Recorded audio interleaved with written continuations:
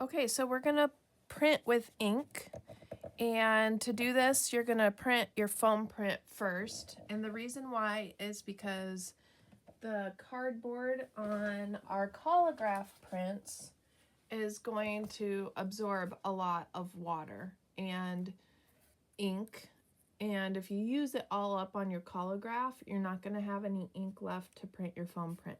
So print your foam print first, and then you can print your Collagraph second. I'll show you a way that you can print your Collagraph so that you don't have to use as much ink. Okay, so your ink has been sitting in a Ziploc bag for several days, and it's probably dried out a little bit. That is okay because it's water soluble, so we can add some water to it to reconstitute it. You don't want to add too much water because if you add too much water, it will not stick to your plate. So you want to make sure that you just add like a brush full of water at a time to the dry ink, and then test it out on your plate to see how it sticks. And if it's not sticking, you have too much water. And if it's thick and pasty, you need to add a little bit more water. So that's sticking pretty well. It's not like an even coating of ink, but that's okay. All right, I'm just gonna add different colors into different spots. And in printmaking, this is called a la poupée. So I'm just inking my plate a la poupée so that I can get different colors in my final print.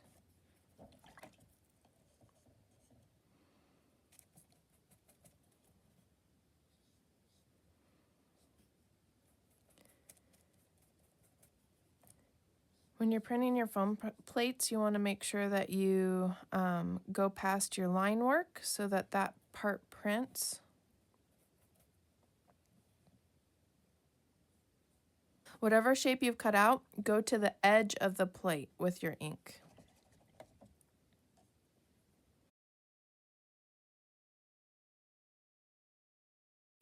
You can mix colors of ink if you'd like.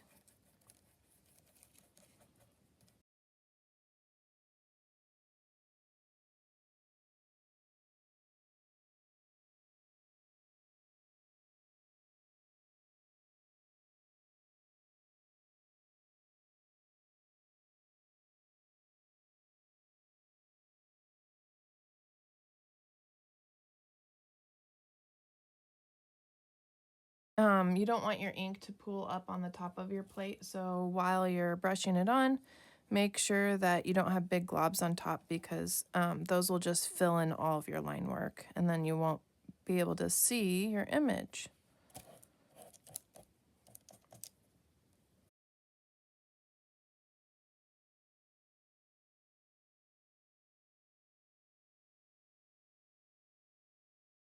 All right, so you have to work pretty quickly so that your ink doesn't dry while you're inking it up. And you should be able to print this on dry paper. But if it's not working out, go ahead and moisten your paper in the way that I showed you in the printing with markers. I'm just going to register my paper, make sure it's lined up where I want it, and then drop it straight down. And making sure that the paper does not move, I'm just going to rub in a circular motion all over where my foam is.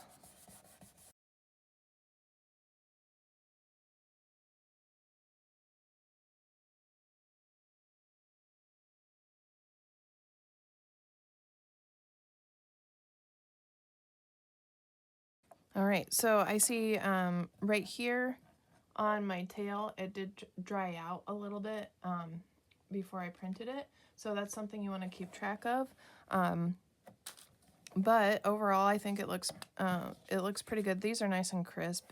You can see the areas around where my foam has printed, which doesn't really bother me. But if you don't want that to show up, you'll have to be careful when you ink. I'm going to ink this one more time to see if I can get a better print. Usually the more ink you have on your plate, the better your prints come out. So it usually takes maybe about 1 or 2 prints before you can get a really good one.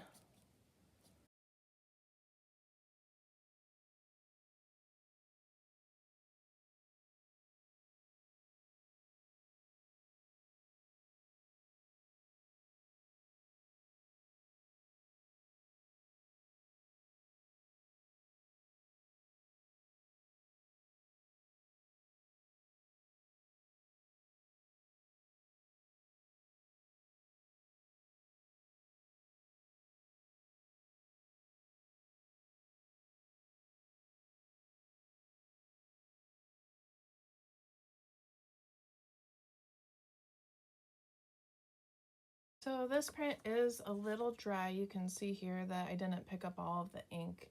And if you're having, which this is a fine print, and if I were to keep printing it over and over again, eventually I would build up the ink, and so that this would all be filled in and you wouldn't have as much noise. But if you're having a hard time getting a print that you like and it's too dry like this, what you can try is wetting your paper. And so just take that foam sponge and just run it over your paper. You could do it with a brush too, but the foam is pretty fast. And then let that dry out a little bit. You don't want to see pools of water on your paper, but you do want it to be damp. So kind of let that absorb in and not have any actual puddles on the surface, and then it will be ready to print. If you are impatient and you need it to hurry up and dry, you can blot it a little bit with a paper towel. And usually that will work out pretty well. So this is my inked plate that I've already printed, but there's still a lot of ink on here because it didn't all lift. And so I'm just gonna, I added just a tad bit more ink. I'm just gonna take this and print it on the wet paper and see if I can pull a print from that. So sometimes you can just pull off the extra ink and get prints that way too.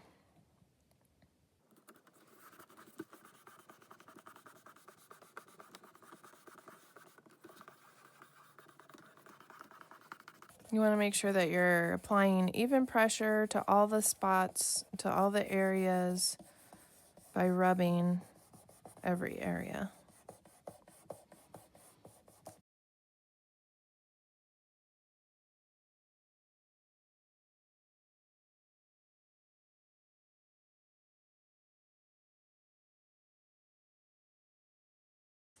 And that turned out pretty good considering it was just a ghost print. Okay, so to clean this off, all you have to do is just rinse this under water because the ink is oil or water-based, sorry. Because the ink is water-based, it just comes right off with water. And to wash your brush, same thing, you just want to wash it with water. And you can try out different things, like if you run out of ink, try to print it with watercolor, which is kind of tricky, but it is possible, or tempera paint, or acrylic paint. If you use acrylic paint, you do have to work rather quickly because acrylic paint dries quickly unless you have some kind of retardant that you can add to your acrylic to keep it from drying out quickly. And you want to make sure that you clean your plate frequently because the acrylic will build up in the little cracks and dry in there, and then it will take away all your line work. So if you use acrylic, you have to either wash it frequently, work really quickly, or some combination of that. But here are 2 more prints that I pulled from that plate. This one was a ghost image, so I didn't re-ink it. I just pulled what ink was already there. And this is re-inked and then printed. I do have some pooling. I have a little bit too much ink here and a little bit too much ink here, but overall I think it looks pretty good.